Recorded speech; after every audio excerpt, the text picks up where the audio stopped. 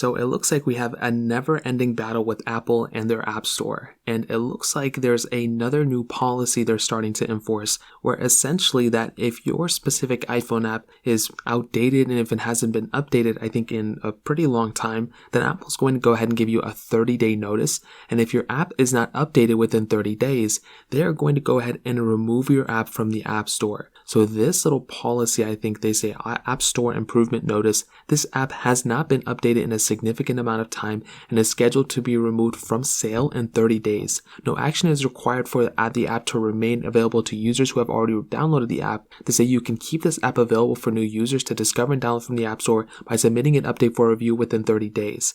If no update is submitted within 30 days, the app will be removed from sale. Now, when I see that, I'm just so confused because on one hand, yeah, it's cool, for apps to be updated. I love, updating my apps because they bring new features and everything. But for some apps, for this type of situation, what if there were no updates to even add? What if it's like a flashlight application or one of those older type of apps? What else is there to add there? And there's a lot of different applications that I know that are pretty basic and they may have not been updated in a while. And I'm afraid, to be honest, that if some of these apps and games that haven't been updated in years, I think since about 2016 when, Apple switched from 32-bit to 64-bit being native, I'm curious to see if a lot of these app developers are going to just start making random updates all the time in order to actually just, get more features out. Now, I think what Apple is, trying to do is good.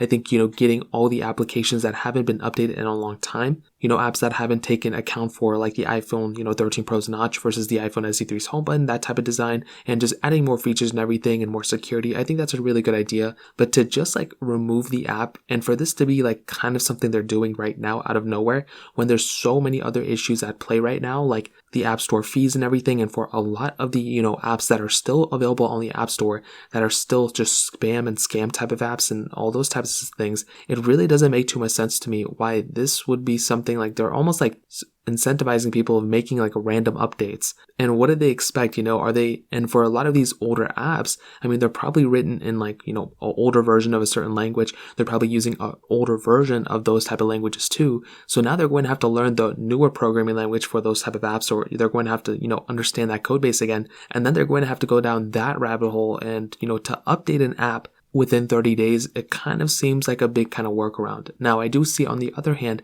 they probably should have already been, up to date. They should have already probably been updating the app, all the time. But if an app hasn't been updated in a few years, that also could mean that not that many people use it. So that could be something else going for it. But since this is something Apple's enforcing right now, it seems like probably for the most part, a lot of app developers, probably for the next few years, probably forever now, are going to start making even more random updates, probably like every day or every other week, in order to actually make sure they don't get hit with this specific App Store Improvement Notice. And it starts with this, and we'll just see what happens in the future. But I think it's very weird. I don't even know why they're focusing on this thing. They should be giving us the ability of sideloading applications. They're spending so much money on trying to give us the ability of not sideloading. It'd be really cool because then we wouldn't even have to worry about the App Store anymore. So I'd love to hear your guys' opinion on this and let me know in the comment section below. Hit the like button, that would mean so much, but definitely hit that subscribe button.